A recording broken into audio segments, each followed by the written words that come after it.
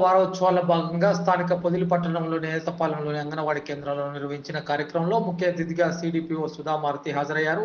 ఈ సందర్భంగా మాట్లాడుతూ తల్లిపాల పరమార్థాన్ని చాటి చెప్పేందుకు కేంద్ర రాష్ట్ర ప్రభుత్వాలు ఆగస్టు 1వ తేదీ నుంచి 7వ తేదీ వరకు తల్లిపాల వారోత్సవాలు నిర్వహిస్తున్నామని ఆమె అన్నారు. ఈ సందర్భంగా ఆమె తల్లులు కిట్లు పంపిణీ చేశారు. ఈ కార్యక్రమంలో అంగన్వాడీ కార్యకర్తలు, అంగన్వాడీ సిబ్బంది తదితరులు పాల్గొన్నారు.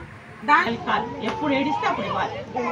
కొంతమంది పిల్లలు ఏడవరు, బద్ధకం వాళ్ళకి కొంచెం బలహీనంగా పుట్టే పిల్లలు ఏడవరు. వాళ్ళకి మాత్రం గుర్తు పెట్టుకుని ప్రతి 2 గంటలకు ఒకసారి అంటే రోజులో ఖచ్చితంగా 12 సార్లు పాలు పట్టాలి. పట్టే ప్రతిసారి నేను చెప్పాను కదా, ఒకసారి పట్టినప్పుడు ఈ 12 సార్లలో 6 సార్లు కుడివైపున 6 సార్లు ఎడమ వైపున పట్టాలి.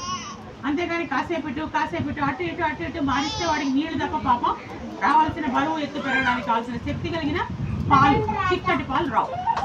అవి రొమ్ములోనే ఉండిపోతాయి. మళ్ళీ మీకు కాసేపటికి నొప్పులు రావడం, గంటకి పాలు ఇవ్వాలి. ఇస్తే వాటన్నిటి నుంచి కాపాడతాం.